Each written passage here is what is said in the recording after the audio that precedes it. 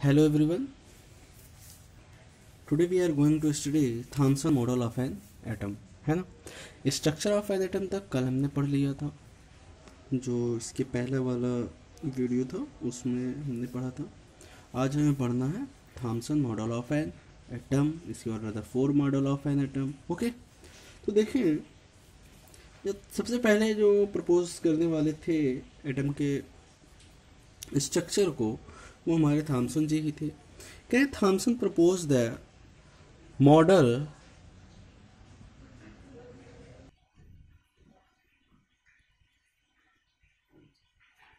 है ना। कह Thomson propose the model of an atom to similar to that of a Christmas pudding. Christmas pudding का मतलब एक स्पेशल टाइप का केक बनता है क्रिसमस के फेस्टिवल पे, उसी को उन्होंने एज्यूम किया कि वो उस तरीके से होता है। कहते हैं इलेक्ट्रॉन, जो इलेक्ट्रॉन थे इन स्फेयर ऑफ पॉजिटिव चार्ज, और जो इलेक्ट्रॉन है वो क्या है, गोले में है जो कि पॉजिटिव चार्ज है, वे आर लाइक, और जो पॉजिटिव चार्ज थे were like currants, that means dry fruits, जो उसके अंदर मेवे पड़ते हैं, उसको उन्होंने एज्यूम किया इन ए स्फेरिकल क्रिसमस पडिंग। कह रहे हैं अगर यहाँ तक नहीं बात समझ में आती है तो फिर हम उसको जो एक एटम है उसको एज्यूम कर लेते हैं एज लाइक ए वाटरमेलन, तरबूज की तरह। The positive charge in the atom is spread all over the like red edible part of the watermelon। इन्होंने कहा कि जो पॉजिटिव चार्ज है उसको हम एज्यूम करते हैं कि जो हमारा रेड पार्ट होता है वाटरमेलन में वो, और while the electron are studded in positive charge sphere like the seeds in the watermelon, और इलेक्ट्रॉन इस तरीके से होंगे जिस तरीके से हमारे वाटरमेलन में, तरबूज में लाल पार्ट के अंदर ब्लैक कलर के सीड्स होते हैं, उसको सीड्स को उन्होंने इलेक्ट्रॉनिज्म किया। और जो क्रिसमस पडिंग था, क्रिसमस पडिंग में उन्होंने जो कैरेंट से मतलब ड्राई फ्रूट थे जो कहीं कहीं पे होते हैं ड्राई फ्रूट, उसको उन्होंने इलेक्ट्रॉनिज्म किया था, है ना। और जो पूरा स्फेयर था, जो गोला होता है उस क्रिसमस पडिंग केक का, उसको उन्होंने पॉजिटिव चार्ज माना था, और उसके अंदर जो ड्राई फ्रूट थे उसको उन्होंने इलेक्ट्रॉन एज्यूम किया था, है ना। अब यहाँ देखिए, ये Thompson model of an atom था। ये पूरा का पूरा जो उन्होंने रेड पार्ट बताया वो पॉजिटिव चार्ज बताया, और जो इलेक्ट्रॉन बताया वो एम्बेडेड सीड बताया, सीड कहीं कहीं पे होते हैं वो बताया, है ना। अब उन्होंने और क्या क्या चीज़ें ऑब्जर्व किया, है ना, तो वो सारी चीज़ें हम पढ़ेंगे। कह रहे हैं थॉमसन प्रपोज दैट, थॉमसन जी ने क्या चीज़ ऑब्जर्व किया, क्या बताया। कह रहे हैं an atom consist of a positively charge sphere and the electron are embedded in it. उन्होंने का जो पहला प्रपोजल था, उन्होंने कहा कि भाई एक एटम जो होता है ना वो पॉजिटिवली चार्ज स्फेयर होता है, पॉजिटिव चार्ज का एक स्फेयर होता है, और उसमें जो इलेक्ट्रॉन है वो कहीं कहीं पे होते हैं। दूसरा था the negative and positive charge are equal in magnitude. कह रहे हैं कि जो नेगेटिव चार्ज और पॉजिटिव चार्ज होते हैं वो मैग्नीट्यूड में इक्वल होते हैं। So the atom as a whole is electrically neutral. और नेगेटिव और पॉजिटिव चार्ज जब सेम होते हैं तो उन्होंने कह दिया इसलिए जो एक एटम होता है वो क्या होता है, इलेक्ट्रिकली न्यूट्रल होता है, दैट मीन्स उसके ऊपर कोई चार्ज नहीं होता है।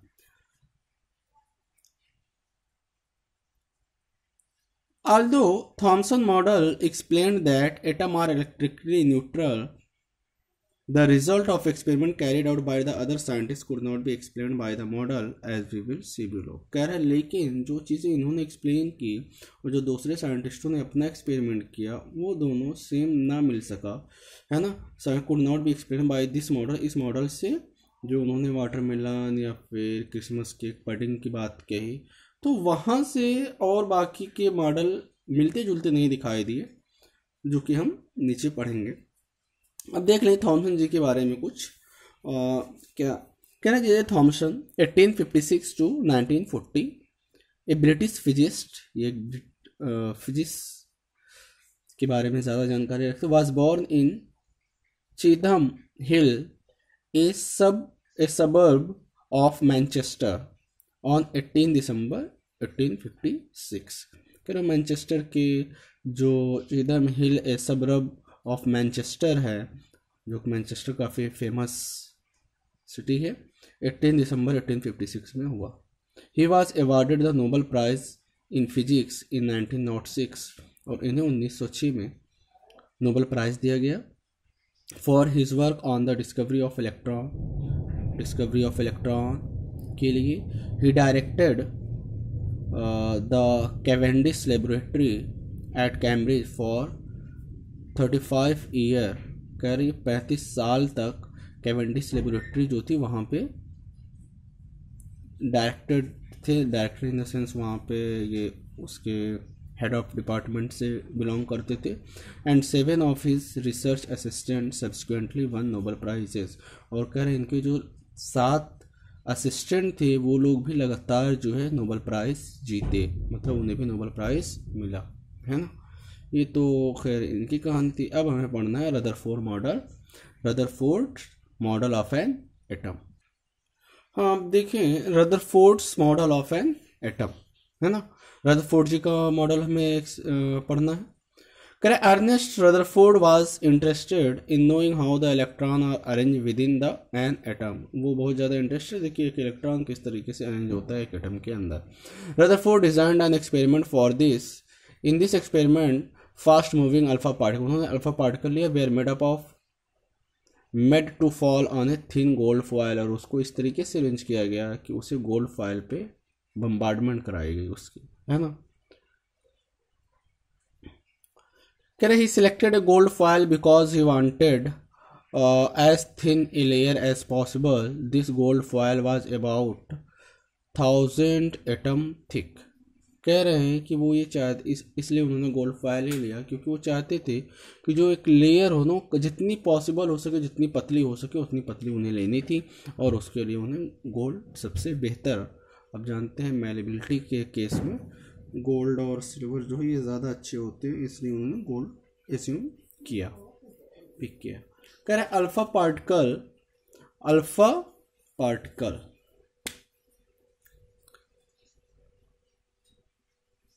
1000 एटम की थिक थी, गोल्ड फॉयल थी, है ना।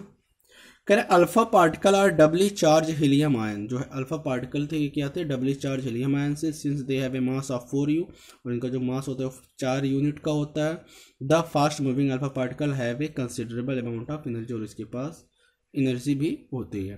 कह रहे it was expected that alpha particle would be deflected by the sub atomic particles, और उन्हें ये वो ऐसा मान रहे थे पहले से ही कि अगर उसके अंदर कोई सब एटॉमिक के चार्ज पार्टिकल होंगे तो वो क्या करेंगे, अल्फा पार्टिकल को वो डिफ्लेक्ट करेंगे। क्या करेंगे, डिफ्लेक्ट करेंगे, है ना। सब एटॉमिक जो होंगे उसके अंदर सब एटॉमिक दैट मीन्स इलेक्ट्रॉन और प्रोटॉन, वो उसको डिफ्लेक्ट करेंगे पार्टिकल इन गोल्ड एटम में। Since the alpha particle were much heavier than the proton, चूँकि जो अल्फा पार्टिकल थे वो काफ़ी ज़्यादा heavier थे with comparison of the mass in comparison of the proton. He did not expect to see large deflection, इसलिए वो उन्हें बहुत ज़्यादा उम्मीद नहीं थी कि बहुत ज़्यादा डिफ्लेक्शन तो होना नहीं है इस चीज़ में, है ना, बहुत ज़्यादा वेरिएशन नहीं देखने को मिलेगा। वो ऐसा एज्यूम कर रहे थे क्योंकि जो मास था वो हीलियम का काफ़ी ज़्यादा था, अल्फा पार्टिकल का in comparison of the proton, इसलिए उन्हें लगा कि बहुत ज़्यादा डिफ्लेक्शन देखने को नहीं मिलेगा। अब डिफ्लेक्शन देखना किस चीज़ में था, जब उन्होंने, अभी हम आगे पढ़ेंगे, जब बम्बार्डमेंट करवाई तो उसका जो पाथ था ना उसमें उन्हें देखना था डिफ्लेक्शन, है ना। जो अल्फा पार्टिकल रेस जा रही थी वो आफ्टर हिटिंग, जब वो उसको टकरा रही थी तो उसके बाद उनका क्या वो था, है ना, ये सारी चीज़ें उन्हें देखिए। ये इनका पूरा अरेंजमेंट था, है ना, ये अरेंजमेंट था इनका। ये जो आपको सर्कल में दिखाई दे रहे हैं वो क्या है, गोल्ड एटम है, और ये जो रेस जा रही है ना ये अल्फा पार्टिकल की बम्बार्डमेंट हुई है इन सब पे, है ना। अब आप इस फिगर में देख पा रहे हैं कि कुछ रेस जो है सीधी चली जा रही हैं, उनके अंदर कोई डेविएशन ही नहीं हो रहा, है ना। कुछ एक सर्टेन एंगल पे मूव कर जा रही हैं, है ना, टकराने के बाद वापस चली आ रही हैं। और इसमें कुछ रेज आपको दिखाई देंगी जो जिस पाथ से जा रही हैं सेम उसी पाथ पे वो रिटर्न बैक हो जा रही हैं, है ना, उसी पाथ पे रिटर्न बैक हो जा रही हैं। जैसे ये आप देखें तो ये जो रेज है ये सीधी चली जा रही है, इनके अंदर कोई डेविएशन कोई डिफ्लेक्शन नहीं हो रहा। बट इन रेज में देखें थोड़ा सा डेविएशन हो रहा, थोड़ा सा क्या हो ही रहा है। और ये जब रेज आप ऑब्जर्व करेंगे तो यहाँ पे आपको देखने को मिलेगा कि इसमें कोई डेविएशन नहीं हो रहा। जिस पाथ पे light rays alpha particle bombardment कराया जा रहा था वो उसी पाथ पे रिटर्न बैक हो जा रही हैं, है ना। सेम इसी तरीके से आपको नीचे भी नजर आएगा। ये उनका अरेंजमेंट था एक्सपेरिमेंट का। Scattering of alpha particle by gold foil, इस तरीके से जो अल्फा पार्टिकल थी वो पूरी तरीके से बिखर गई जब बम्बार्डमेंट करवाई गई, और एक जो फिल्म थी उस पर स्क्रीन थी उस पर उन्होंने इस चीज़ को ऑब्जर्व किया। कह रहे but the alpha particle scattering experiment gave totally unexpected result. कह रहा लेकिन जो अल्फा पार्टिकल स्कैटरिंग एक्सपेरिमेंट था ये अनएक्सपेक्टेड रिजल्ट दिया, इसकी कोई वो नहीं कर रहा था, उम्मीद नहीं कर रहा था कि ऐसा रिजल्ट हमें मिलेगा। The following observation were made, अब जो अल्फा पार्टिकल की बम्बार्डमेंट हुई तो उसमें क्या हमें कंक्लूजन मिला। कह रहे most of the fast moving alpha particle pass straight through the gold foil. कह रहे बहुत सारी अल्फा पार्टिकल ऐसी थी जो सीधा पास करके गोल्ड फॉयल से, उनके अंदर कोई डेविएशन नहीं देखने को मिला हमें। दूसरा कंक्लूजन ये मिला some of alpha particles were deflected by the foil by small angle, कुछ अल्फा पार्टिकल ऐसी थी जो थोड़ी सी डेविएशन से मूव कर गई, थोड़ा सा एंगल से डेविएट की, हल्का सा एंगल से। सरप्राइजिंगली 1 आउट ऑफ एवरी 12,000, कह रहे एक अल्फा पार्टिकल 12,000 में से एक alpha particle appear to rebound in the sense ये वाली जो केस है जहां पे आप देख रहे हैं अल्फा पार्टिकल जिस रेस से आ रहा है, जिस रास्ते से आ रहा है, जिस पाथ फॉलो कर रहा है, उसी पाथ पे फिर से क्या हो जा रहा है, वापस हो जा रहा है। तो 12,000 में से एक ऐसा उन्हें नजर आया। कह रहे in the word of Rutherford this result was almost as incredible as if you fire a 15-inch cell of a piece of tissue paper and it comes back and hits you। कह रहा है कि result ऐसा ही था जैसा कि अगर आप एक 15 इंच के जो टिश्यू पेपर होता है ना उसको आप जलाएं और जलाने के बाद फिर से आपके पास आ जाए, है ना। इनका एक्सपेरिमेंट इतने ज़्यादा ये आश्चर्यचकित हो गए उस एक्सपेरिमेंट की वजह से। अब देखिए रदरफोर्ड जी के बारे में कुछ जान ले। रदरफोर्ड 1871 1937, है ना, ये इनका वो दिया हुआ है। 1871 में इनका बर्न हुआ और 1937 में डेथ हो गई। Was born at Spring Grove on 30 August 1871। Spring Grove में इनका जन्म हुआ 30 अगस्त 1871 को। He was known as the father of nuclear physics, और इन्होंने न्यूक्लियर फिजिक्स का जनक कहा जाता था।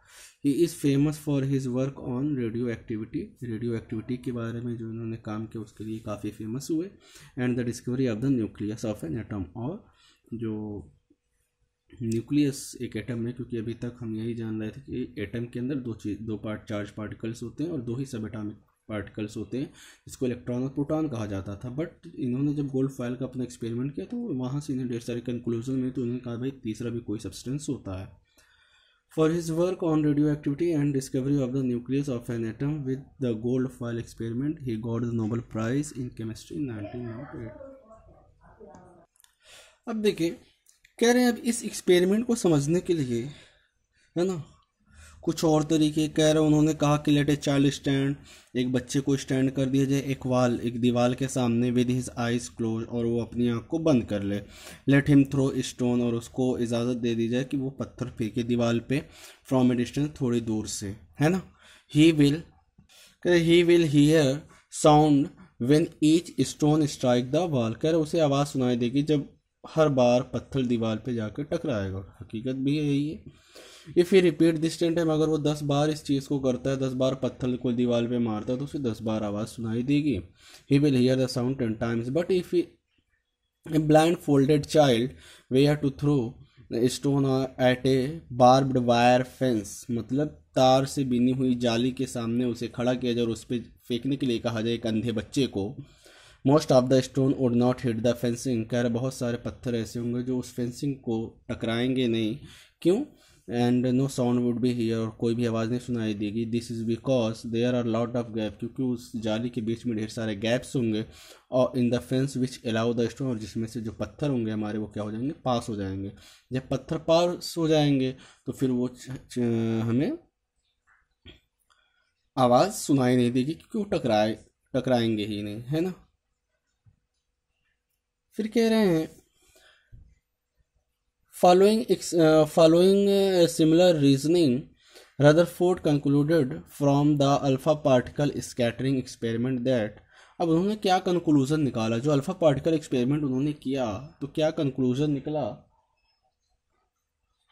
फर्स्ट है, most of the space inside the atom is empty, है ना। कह रहे कि बहुत सारी जगहें एटम के अंदर ऐसी हैं जो क्या होती हैं, खाली होती हैं, is empty because most of alpha particle pass through the gold foil without getting deflected।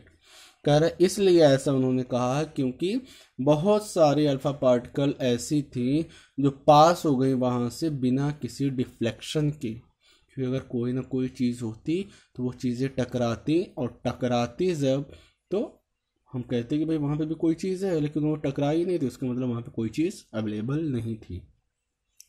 दूसरा कंक्लूजन था उनका, very few particles were deflected from their path. करें बहुत कुछ ही पार्टिकल ऐसे थे, अल्फा पार्टिकल, जो अपने रास्ते से डिफ्लेक्ट हुए, indicating that the positive charge of the atom occupy very little space. और वहाँ पे ये पता चला कि जो पॉजिटिव चार्ज है ना वो बहुत थोड़ी सी जगह में है, एटम के अंदर बहुत थोड़ी सी जगह में जो पॉजिटिव चार्ज होते हैं वो होता है, क्योंकि जो अल्फा पार्टिकल उन्होंने लिया था वो हीलियम का था, और alpha particle that means positively charge particles थे वो, तो वहाँ पे डिफ्लेक्शन बहुत थोड़ा सा हुआ। तो उन्होंने कहा कि भाई इसके अंदर, एटम के अंदर जो पॉजिटिव चार्ज है ना, जो थॉमसन जी ने कहा था कि ये पूरा तरीके से फैला होता है, ऐसा कुछ भी नहीं है ना, ऐसा कुछ भी नहीं है, क्योंकि उन्होंने कहा कि जो डिफ्लेक्शन हो रहा है वो बहुत थोड़ा सा हो रहा है।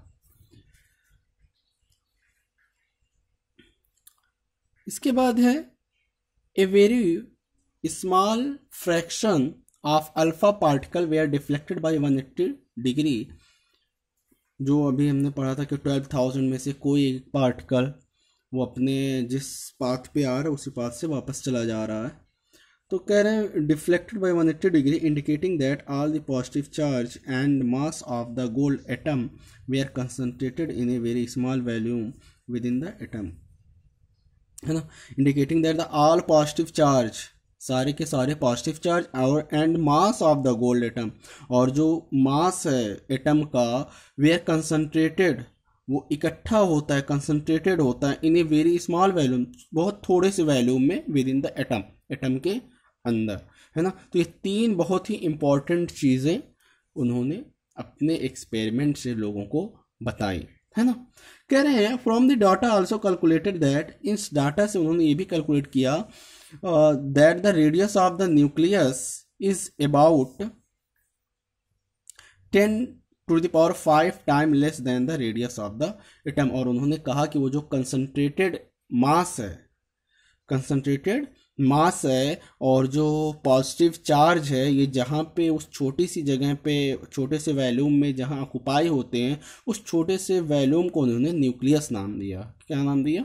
न्यूक्लियस। कह रहे from the data also calculated that the radius of the nucleus is about 10⁵ times less than the radius of the atom. और उन्होंने कहा कि जो रेडियस ऑफ द न्यूक्लियस है, जहाँ पे पूरा का पूरा मास कंसंट्रेटेड है या फिर सारे के सारे पॉजिटिव चार्ज होते हैं, उसका जो रेडियस है ना, वो एटम के रेडियस से 10⁵ टाइम्स, 10⁵ टाइम्स स्मॉलर है ना। 10⁵ टाइम, दैट मीन्स 1,00,000 गुना छोटा होता है न्यूक्लियस का radius in comparison of the radius of the same atom. Okay, इसमें क्या, on the basis of his experiment Rutherford put forward the nuclear model of an atom which had the following feature. उसके जो features हैं वो explain किए जाएंगे। अब देखिए जो न्यूक्लियर मॉडल था उसके क्या फीचर्स थे। उसके फीचर ये थे there is a positively charge centre in an atom called the nucleus. उन्होंने जो पॉजिटिवली चार्ज सेंटर था उसको क्या कह दिया, न्यूक्लियस कह दिया। पॉजिटिवली चार्ज सेंटर न्यूक्लियस, है ना। Nearly all the mass of an atom reside in the nucleus. जो भी पूरा मास होता है एटम का वो कहाँ पे कंसंट्रेटेड होता है, न्यूक्लियस के अंदर। कह रहे फिर the electron revolve around the nucleus. जो इलेक्ट्रॉन है ना वो रिवॉल्व करते हैं, घूमते हैं, ऐसा नहीं कि इकट्ठा फैले नहीं होते जैसा कि थॉमसन जी ने बताया, है ना। रिवॉल्व अराउंड द न्यूक्लियस, वो क्या करते हैं, न्यूक्लियस के अराउंड वो रिवॉल्व करते हैं। और कैसे पाथ में रिवॉल्व करते हैं, सर्कुलर पाथ में रिवॉल्व करते हैं। वो सर्कुलर पाथ में रिवॉल्व करते हैं, चक्कर लगाते हैं। The size of the nucleus is very small as compare to the size of the atom. क्या जो साइज ऑफ द न्यूक्लियस होती है वो साइज ऑफ द एटम से काफ़ी स्मॉल होती है, क्योंकि जब रेडियस न्यूक्लियस का 10⁵ टाइम स्मॉलर होता है with comparison of the radius of the atom, तो भाई साइज भी तो छोटी ही होनी है ना। ये तो इनका पूरा कंक्लूजन निकाल के उन्होंने बताया। लेकिन कुछ हर इंसान के अंदर कुछ कमी होती है और हर एक्सपेरिमेंट के अंदर कुछ कमी होती है, तो इनके भी कुछ कमियां थी।